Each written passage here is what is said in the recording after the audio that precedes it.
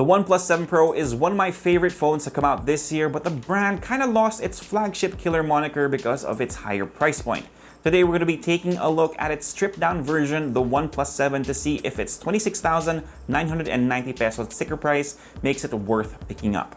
Hey Unbox fam, welcome back to the channel where we take awesome out of the box. My name is Jamie and it's time to move away from all the Note 10 talk and let's see what this device that's about half the price has to offer. Now before we get to that, Leia, the team, and I just want to thank you guys once again for helping us reach 100,000 subscribers. We literally couldn't have done it without you. Big things are coming for the channel, so we really appreciate you coming along for the ride. Now I bet some of you are wondering if there's a giveaway for us reaching this milestone, and there definitely will be. Stay tuned to the very end of the video for details. Alright, so as you know, I tend to skip the whole unboxing process so you don't have to watch me struggle with opening up everything, but this is what you're going to get. You have the documentation that includes a letter from the OnePlus team, the phone itself, and our review unit came in red. You have a case for the phone, the signature USB-C cable, and a dash charger, so no warp charging here, but definitely still good enough to top up your phone quickly. So it's pretty much a straightforward unboxing experience for the OnePlus 7. Now let's take a closer look at the phone itself. So this is the OnePlus 7, and as I mentioned, we have the gorgeous red color variant with us, which is really nice and vibrant. You can get it in black if it's a little too flashy for your liking, but sadly, there's no variant with a matte finish, so it'll definitely need a wipe down every now and again. Overall, there isn't much of a difference between the Pro version and base model in terms of design. You've still got a glass back and the metal frame, but this is smaller than its sibling thanks to its screen size. Because of that, it's generally better for one-handed use with the gentle curves to make it easier to hold as well. You still have that notification slider on the right side of the device, which is a classic OnePlus touch that I definitely appreciate having. Sadly, the headphone jack doesn't make a return to the non-Pro version. We mentioned that the OnePlus 7 has a smaller screen size and it measures in at 6.41 inches and uses an optic AMOLED panel that tops up at Full HD Plus resolution, which is definitely the sweet spot to really enjoy content on your phone. Now, as some of you might know, AMOLED panels are one of our favorites here on the channel for watching videos or just browsing through our feeds. That hasn't changed, but there are three major differences between the display here and the one on the Pro version. One, this one has a notch because it doesn't have a pop-up front camera. Two, the refresh rate has been dialed back down to 60 compared to the 90 FPS on the Pro version. And lastly, three, it has no curved edges, which some people might prefer. Honestly, those differences aren't a big deal to me. I forgot to film it before handing it over to John for an in-depth review on the website, but it also has an in-display fingerprint scanner that's pretty good. Under the hood, you've still pretty much got the same stuff as the OnePlus 7 Pro. It has a Qualcomm Snapdragon 855 processor, so you know that definitely it has enough muscle to flex on any task you might need for it. RAM for this version of the phone tops up at 8GB, and you have up to 256GB of storage, which is non-expandable, but as I mentioned in previous videos, I have a hard time filling up even 128GB, so it depends on your usage. Gaming hasn't been and shouldn't be a problem for this phone, which isn't a surprise, but if you want to see a gaming review for it, let me know.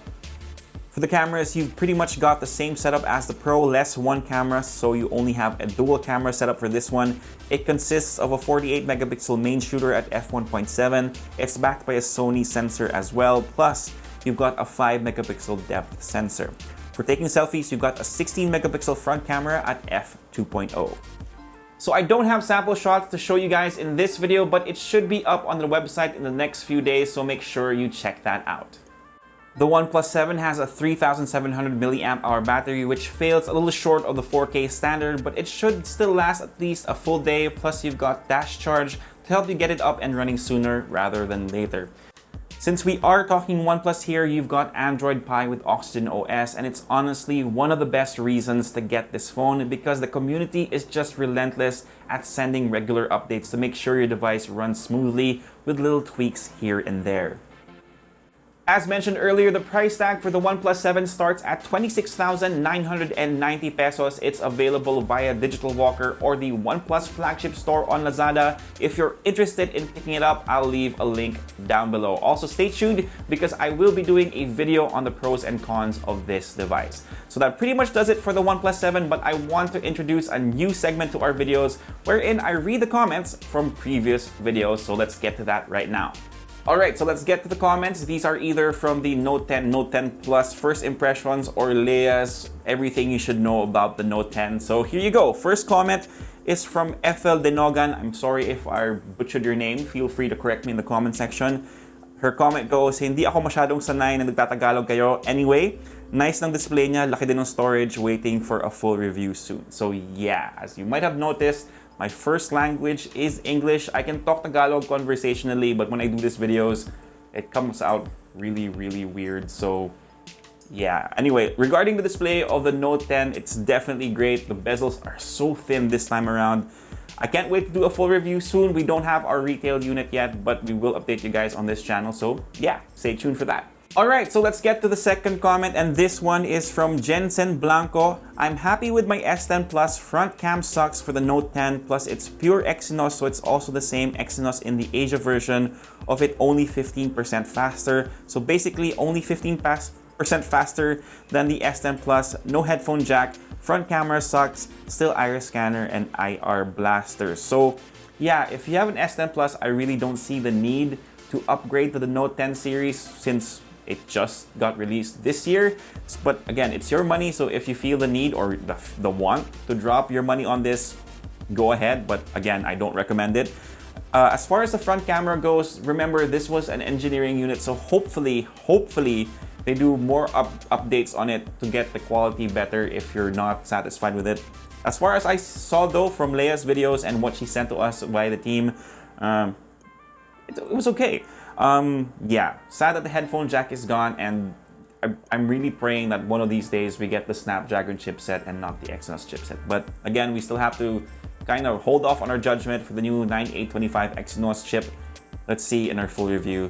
So yeah, let's move on to comment number 3, and this one is from Florilyn Adriatico. This phone is so cool. I love number 5 feature, which I really love to do, but the price is killing me. Watching this video is enough for me though. So yeah, definitely the 5th feature, if you haven't seen Leia's video, is all of the video improvements that they've done. You have live focus video now and a couple of other features. So if you like creating content on your phone, that's definitely a big plus in our book. The price, again, 53,990 for the base Note 10, and again, I think up to 72,000 for the 512GB version of the Note 10 series. Definitely high. Again, I prefer, or I recommend that if you are getting a flagship, you get it through your telco, so at least you're paying for a plan, some mobile data and some of that stuff, plus a little on top for the device itself, versus just dropping 53,000 right away. So definitely, if you do plan to get a flagship, get it through your telco. That's my recommendation.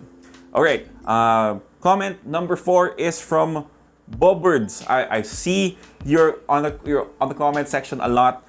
Thank you for being a part of the fam, guy. I really appreciate it. Is it really an upgrade to S10 users out there? I'm not included though. Sub unbox PH team. So yeah, shout out, guy. Nice to see you here. Borboods 1994. Yeah, what's up, man? So again, as I mentioned, if you're coming from an S10 or an S10 Plus, hold off on this update for the Note 10. Maybe 2 more years, or if you really need a phone, again, I don't recommend getting phones as they release. It's such a bad investment to do with your money. You could definitely like put it in stocks. Again, I'm being a tito right here. You can save that money, put it in some stocks or whatever to save or grow your money. I actually prefer that. So yeah, change your phones when you absolutely have to, not just when a new phone comes out. So if you're coming from an S10, hold off on this one. All right, so I'm gonna do 5, I think, for this one. I think it's going on a little bit too long. So the 5th comment is from Joshua Roel Borja. Gaano ka naman dapat kalapit paggamit yung air gestures ng S Pen? Kung nagana sana malayo, okay siya. Pero kung dapat malapit yung phone, yung tipong hawak mo na, sana hindi na lang nila nilagyan.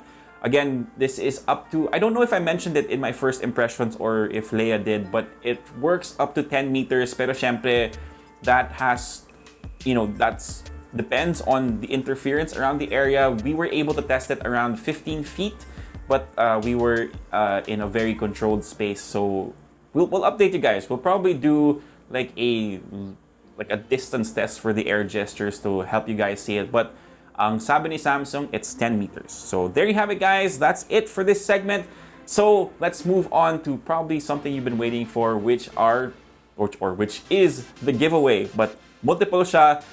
We actually have to finalize what we're giving you guys. But to start things off, we are giving away a Redmi 7A, which is a solid option for an entry-level smartphone right now. Now, all you have to do, I'm sure you're very familiar with it if you're part of the fam already. Subscribe to the channel if you haven't already. Hit that notification bell so you get notified when we post any new content. Share this video to your friends so that they see it. Follow us on Instagram and leave your Instagram handle in a comment down below with a hashtag UnboxPH100K. So there you have it, guys. That's it for this video. Again, if you like it, give us a thumbs up, sub to the channel, and hit that notification bell if you want to see more content from us. If you have any questions, leave that down below and I'll try to get to them as soon as I can. For all the latest tech news and gadget reviews, head to unbox.ph, plus follow us on Facebook and on Instagram. My name is Jamie. Peace. God bless. Have a great long weekend, guys, or what's left of it. See you guys next time. Peace.